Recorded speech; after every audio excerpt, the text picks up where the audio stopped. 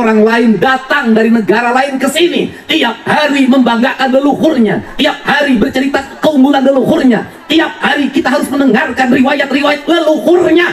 Ai Kang Dedi rek pilkada datang ke Suryalah henteu. Kuring mah moal. Proses-proses politik, momen-momen politik kuring moal ngadatangan tempat-tempat nudi kusim kuring dianggap tempat-tempat spiritual. Moal kuring. Kali ini pidato KDM atau Kang Deddy Mulyadi Gubernur Jawa Barat di Pondok Pesantren Surya Raya Tasikmalaya ini sedikitnya memberi jawaban kepada orang-orang pemilih yang bilang Kang Deddy anti-Islam, dan ada sedikit Kang Deddy ini menyentil para elit-elit politik ya. Tidak berlama-lama, kita simak video bersama-sama.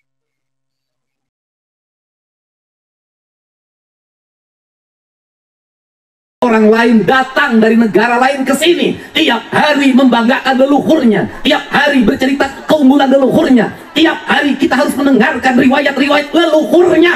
Setelah itu kita bermahabbah pada mereka, menghormati mereka, mendewa-dewakan mereka, dan kita menganggap diri kita lebih rendah dari mereka. Dan tak terasa domba kita kirim, uang kita kirim untuk mendapatkan air putih agar kita usahanya lancar. Kita keluarkan uang demi mereka, dan kita semakin direndahkan martabatnya sebagai suku dan sebagai bangsa, padahal mereka makan setiap hari dari kita.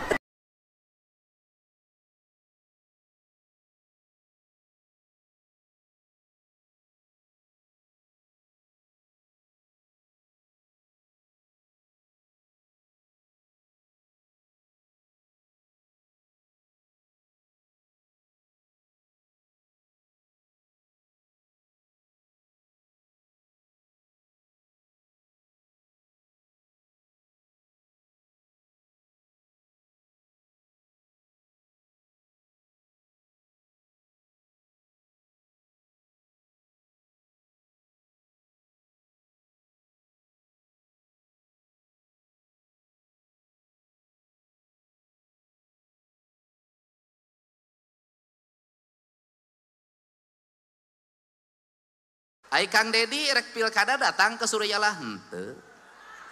Kuring mah moal.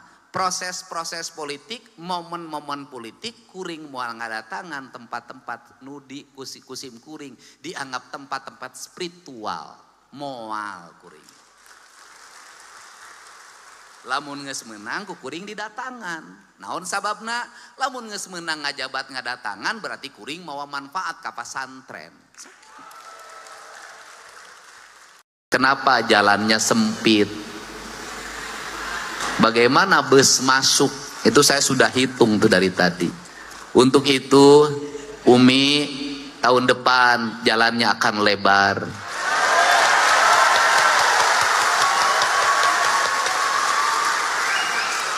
Drainasenya akan rapi, lampu-lampunya akan terpasang.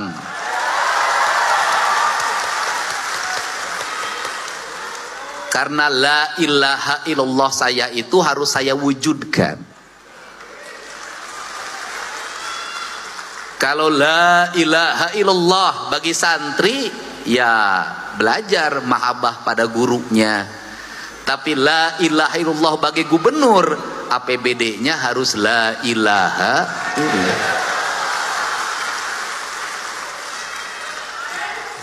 Karena APBD-nya la ilaha illallah, maka di APBD-nya tidak boleh ada perusahaan perasaan gubernur.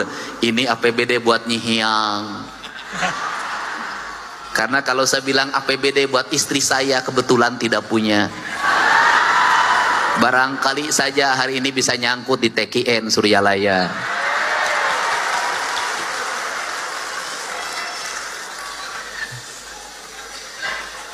Karena APBD-nya harus la ilaha illallah.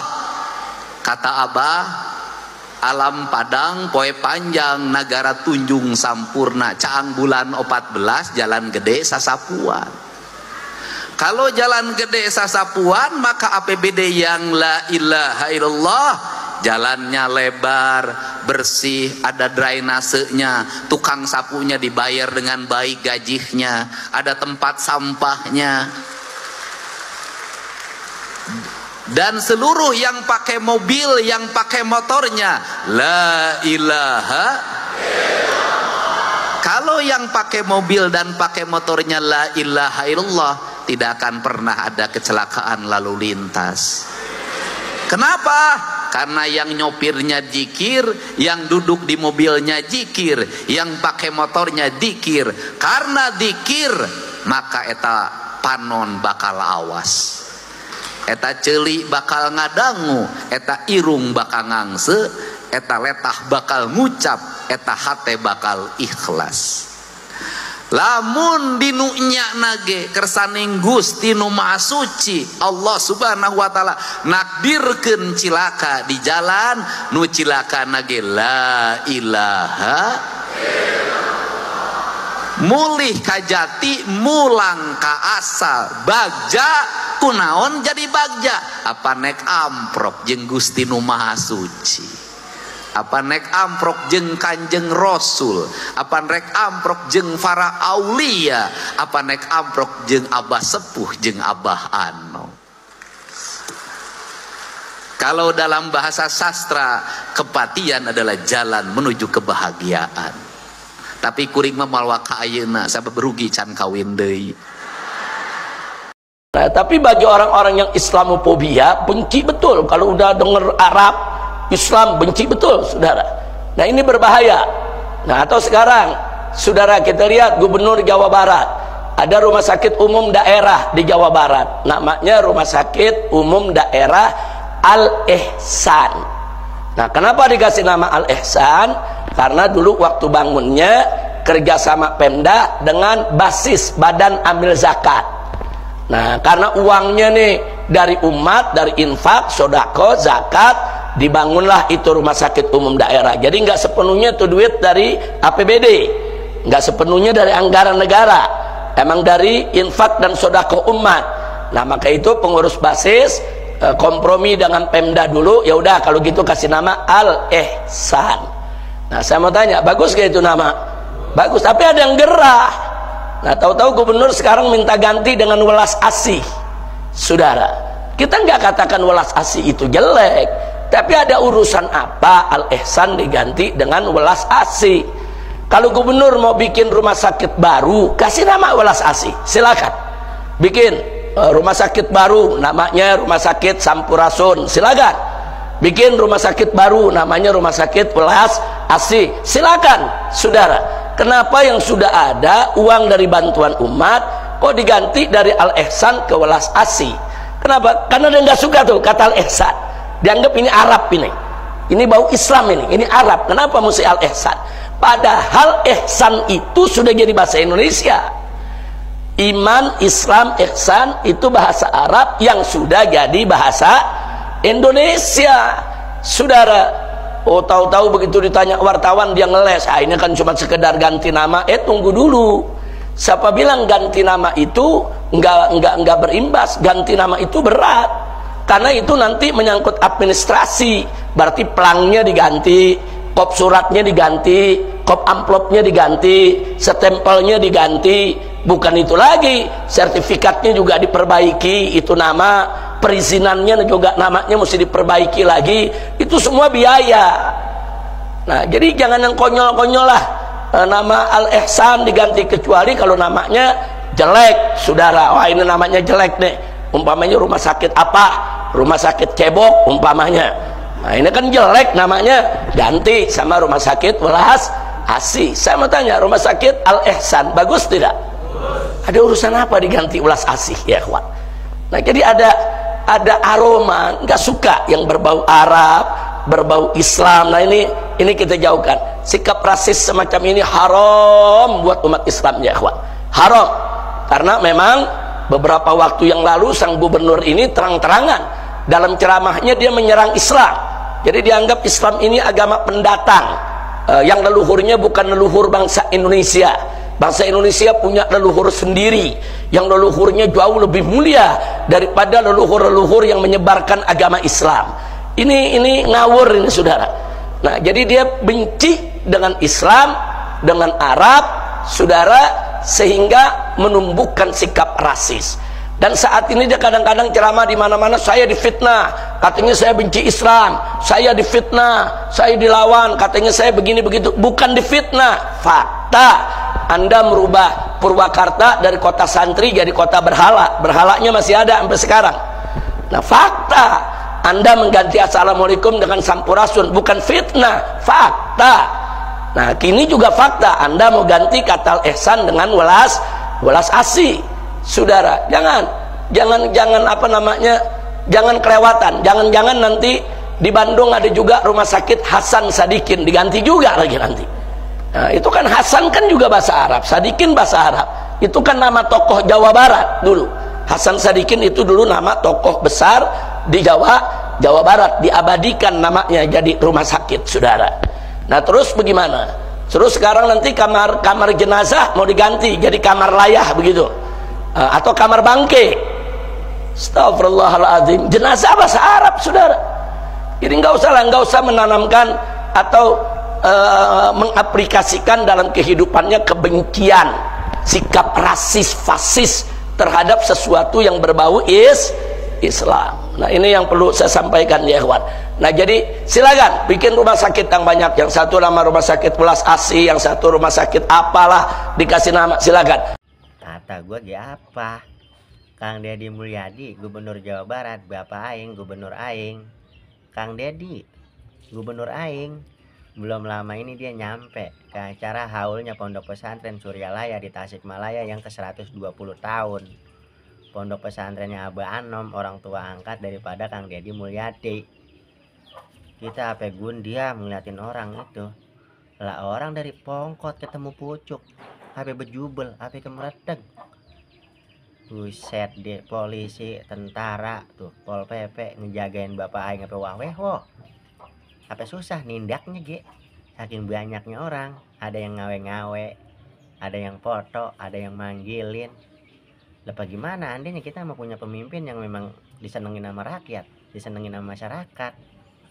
Kalau punya pemimpin yang memang buat rakyat, buat nyenengin rakyat, di mana dia nunclok, di mana dia nebak, di situ banyak baik yang pengen ngeliat. Kemereteg orang, lah orang itu bukan laron, lah pinggiran aspal apa orang kelihatan nama orang. Saking banyak yang saking bejubelnya. Nih buat lo yang pada dengki sama Kang Deddy Mulyadi, kira-kira lembek ora ubun-ubunan lo ngeliat orang segitu banyaknya saking girang ketemu bapak aing. Dreg-deg lo, ya dengkul lo lemes bisa lo. Buset ya, bagaimana andainya gue mah punya gubernur kayak emang rasa presiden. Orang apa kemereteg begitu. Coba kalau gubernur yang sebelah mah nyampe dia. Ya boro-boro dilongok, jangankan orang. Entog ngeliatnya melengos. Huseng deh. Bapak aing. Iya. Setelah Cekokom dan teman-teman SMA-nya, KDM sekarang menyebut nama Mang Iod cenah. Anu sok inget wae lamun amprok jeung KDM teh nyaritakeun teh tentang pesantren Suryalaya Abah Anom.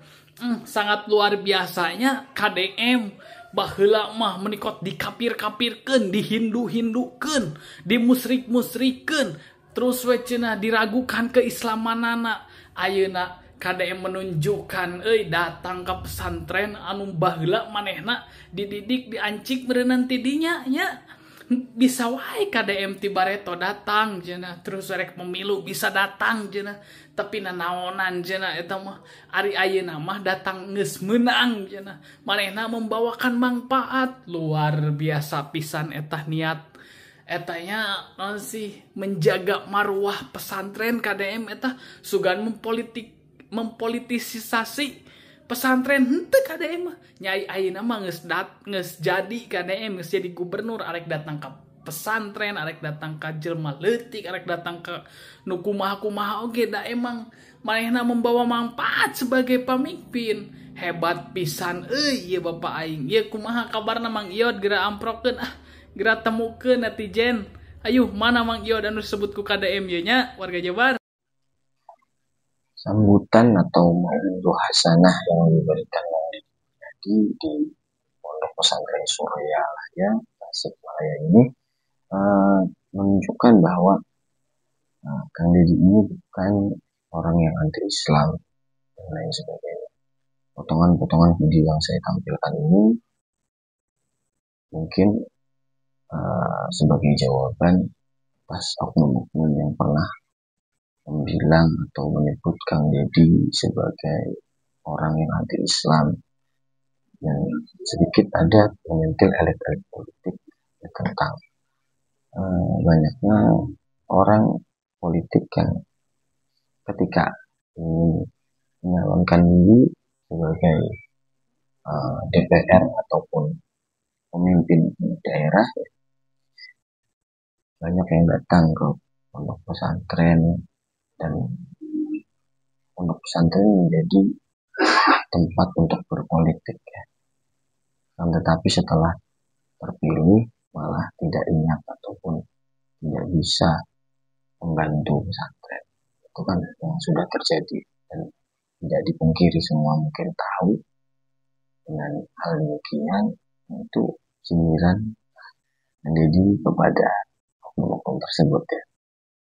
Dan yang lebih seru ya itu tadi, orang-orang yang menyebut Kang Deddy anti-Islam dan sebagainya, ini sebagai jawaban, dan semoga kedepannya para pejabat-pejabat kita menjadi pejabat yang jujur, amanah kan jabatannya, sebagaimana yang dicontohkan Deddy ini salah satunya ya, atau yang saya tahu dan mungkin sedang viral kali ini. Semoga kedepannya semua pemimpin atau pejabat mengemban amanah dengan baik dan jujur. Maaf apabila ada salah-salah kata. Assalamualaikum warahmatullahi wabarakatuh.